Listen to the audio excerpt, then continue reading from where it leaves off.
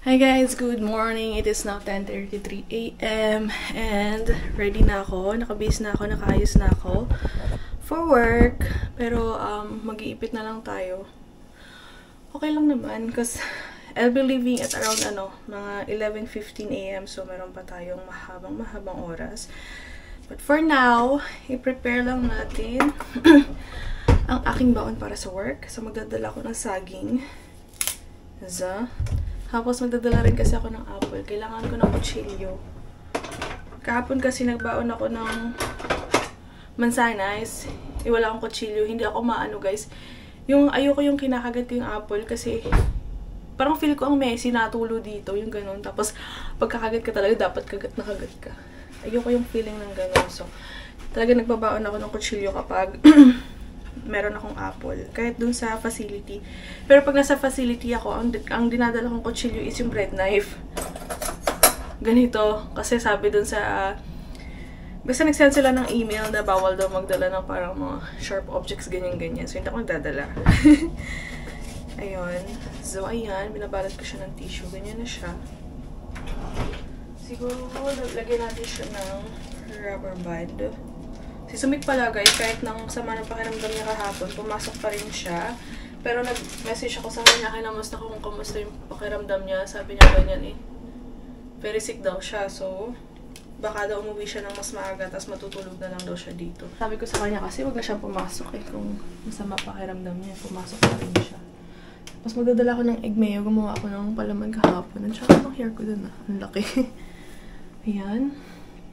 Tapos, yung aking mansanas. And, the bread. Ayan. Next time, itatry ko yung lang, puro prutas lang, wala nang sandwich. But for now, kasi feel ko baka magutom ako later. Slow na lang natin siya gagawin na yung transition natin. Baka mabigla naman yung katawan ko, mangisay-ngisay ako dun pag sobrang gutom na. And, ito yung aking t-shirt. Medyo crop top to. Kasi, yung mga kasama ko sa work, nagka-crop top sila guys. Ang sexy nila, nakakaingit. Ang lilit nila mga babae, mga ganito ko lang sila, ganyan. Tapos yung sobrang papayat na babae, gano'n.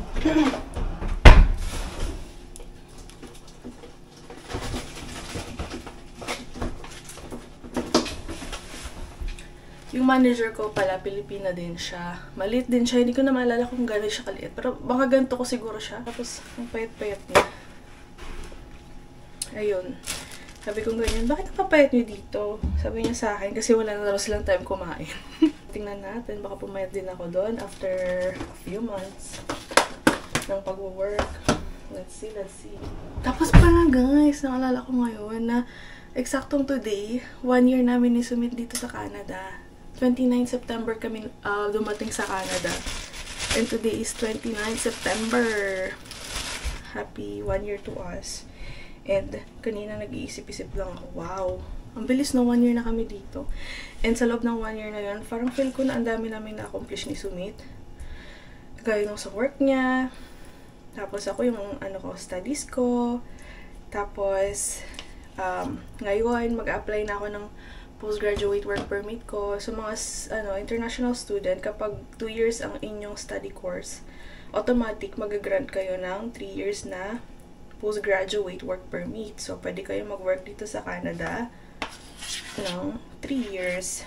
Tapos, within the 3 years, pwede na rin kayo mag-apply ng PR nyo. Pero since nga kasi, while I was studying, na-meet na ni Sumit yung requirement para sa Canadian Experience Class. So, ang magiging ganap namin is, siya na yung main applicant para sa PR. Tapos ako na yung dependent.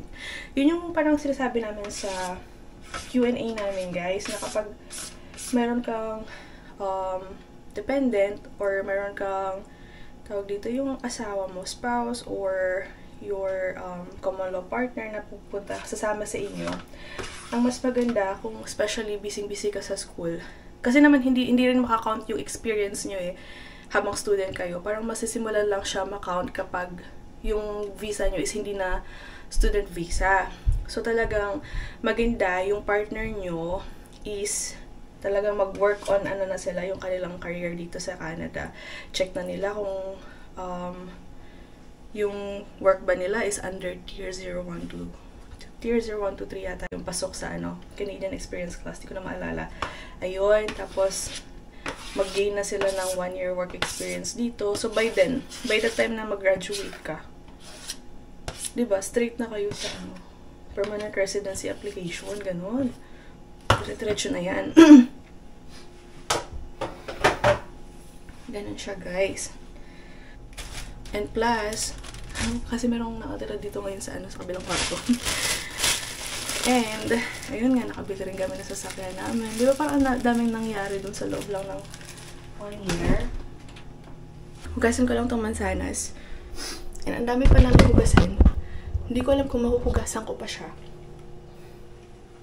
Kung hindi na, baka mamaya, ewan ko kung maghuhugas yung si Sumit kasi nga masama pakiramdam niya. Kahapon, pinag-uusapan namin ni Sumit yung 2 days off na fix sana. Hindi kagabi, nag-message na ako sa boss ko. Sabi ko, hi, Richard kasi pangalan niya. Hi Richard, is it possible for me to get a fixed 2 days off? Sabi ko ngayon sa kanya. Ang in-expect ko, the next day pa siya magre-reply. Parang ganito kasi gabi na ako nag-message. Kaya nga ako gabi nag-message kasi ayokong parang right away magre-reply siya. Yung pala gising pa yung aking boss. Nag-reply siya, sabi niya ganyan, which days do you want? Sabi niya ganyan sa akin. Sabi ko, Wednesday and Thursday. Sabi niya ganyan. If it's okay for you, sabi ko ganyan. Sabi niya sa akin, how about Monday and Tuesday? Kaya, if it works for you, sabi niya ganyan sa akin. Sabi ko, yes. Sabi ko na lang na ganyan. Yes na yung Monday and Tuesday. So, yan. Fix na yung ating day off. Free. Monday and Tuesday na siya. And guys, yung sinasabi pala ni Sumit na yung parang kailangan namin mag-focus sa aming health. Ito, i-share ko na sa inyo kung ano ba yan. Bakit kami kailangan mag-focus sa aming health. So, update ko kayo sa aking ganap. Hindi ko alam eh. Sa aking sige, yung sa na lang namin, sa pagtatry namin ni Sumit sa pag-aanak. So, di ba naalala niyo, meron akong consultation sa aking OB-GYN nung nasa pa lang ako nun eh. 3rd semester pa lang yata, or 4th semester, hindi ko na maalala, ng ko sa aking master's degree. So, inabot ng 6 months bago ako nagkaroon ng in-person consultation sa aking OB-GYN. Tapos, prescribean niya ako ng pills.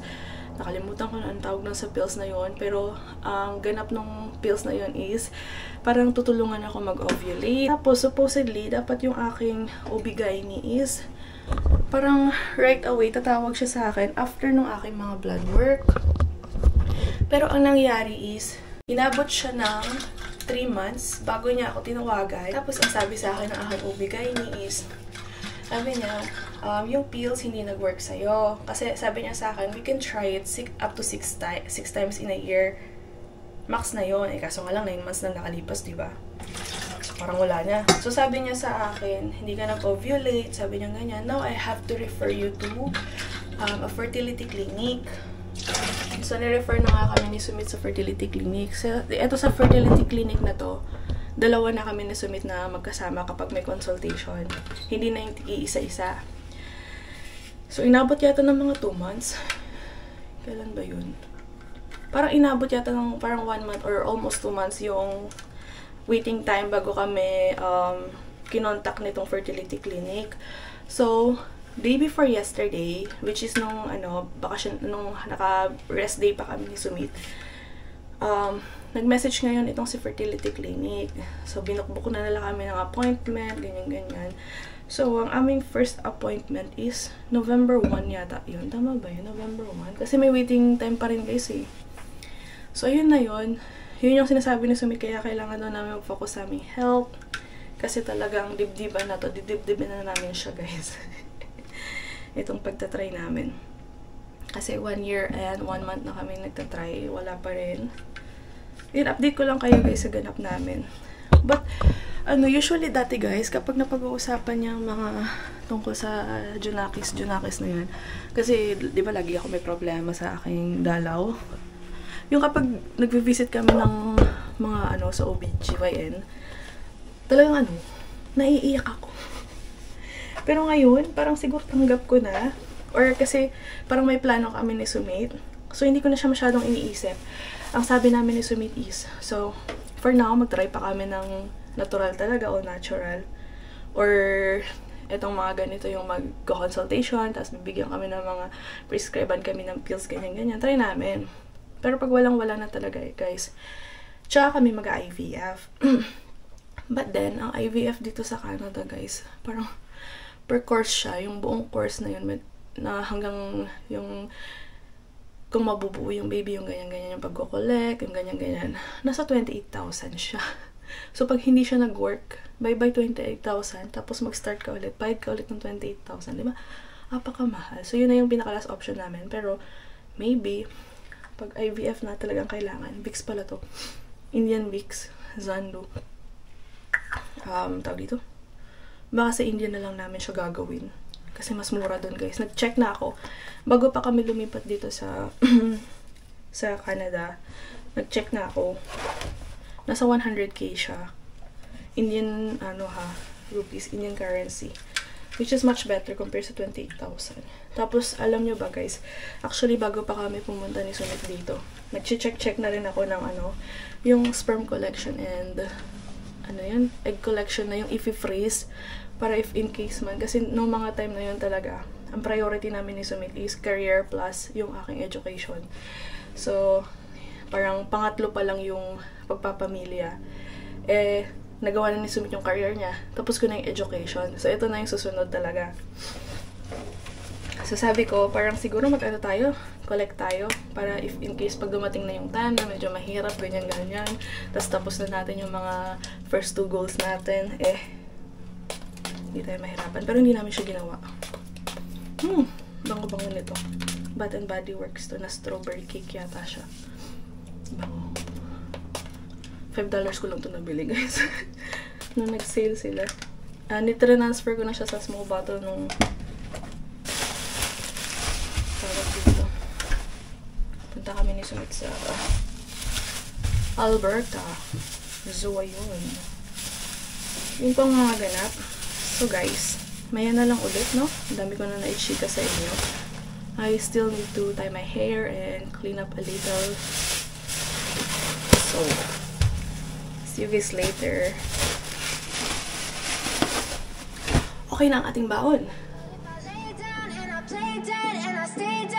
Baby, you'll get sick of being the monster out of my head, under my bed. Think you're something out of my nightmares. See me right there. But if I lay down and I play dead and I stay dead, then will you get bored of killing me? Silhouettes of you are like a taunt. Never really know just what you want. With you I don't ever feel calm. I can feel the sweat inside my palms. Play with me like cats and a string. You don't understand the pain it brings. You don't ever wanna give me wings. You don't ever wanna set me free. You know I'm addicted to you, and it's twisted, you've been gifted with the evil voodoo. Got me coming back for more, even when I've been screwed. Dolls full of pins, pierce my heart straight through. I got issues in my head, I like you in my bed, but you keep me on red. Oh, everything is like a test, I better not text or I'll come off desperate. But if I lay down and I play dead and I stay dead, baby, you'll get sick of being the monster out of my head, under my bed. Think you're something out of my nightmares. See me right there. But if I lay down and I play dead and I stay dead, then will you get bored of killing me? So if I play dead, will you regret everything that you did, that you said? I don't think you understand what you're doing, and my heart's black and blue from the bruising. I feel like when I'm with you I'm losing. I feel like you think that this amusing, sitting there gaslighting and confusing. Was it me? Is it me? Am I deluded? I'm the one who's always sorry, the conclusion. Even though I offer all of the solutions, I wish you loved me like I love you, it's stupid. When I'm alone with you I never feel lucid. I wish I wasn't struck by Cupid. I wish when I first saw you I knew this. When I'm with you I feel so useless, I feel diluted, my heart's been wounded. Silhouettes of you are like a taunt. Never really know just what you want. With you I don't ever feel calm. I can feel the sweat inside my palm. Play with me like cats and a string. You don't understand the pain it brings. It is now 11:10 AM guys. Alis na ako kasi yung bus ko darating ng mga 11:20 yata yun. So I still have to walk mga 8 minutes walk from here. Ayun, hindi ko natapos yung tupiin. Mamaya na lang yan gabi pagka uwi ko. It's fine. The house looks clean pa rin kasi nga wala naman tao madalas. Ayan, inom lang tayong tubig kasi alam nyo ba guys sa work, no time to drink water. Naku.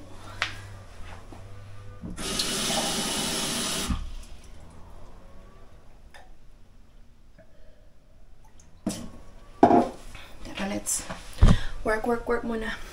Lay down and I play dead and I stay dead. Maybe you'll get sick of being the monster out of my head, under my bed. Think you're something out of my nightmares. Seen it right there. But if I lay down and I play dead and I stay dead, then will you get bored of killing me?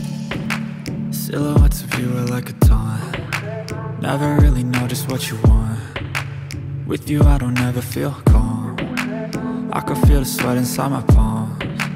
Play with me like cats and a string. You don't understand the pain it brings. You don't ever wanna give me wings. You don't ever wanna set me free. You know I'm addicted to you, and it's twisted, you've been gifted with the evil voodoo. Got me coming back for more, even when I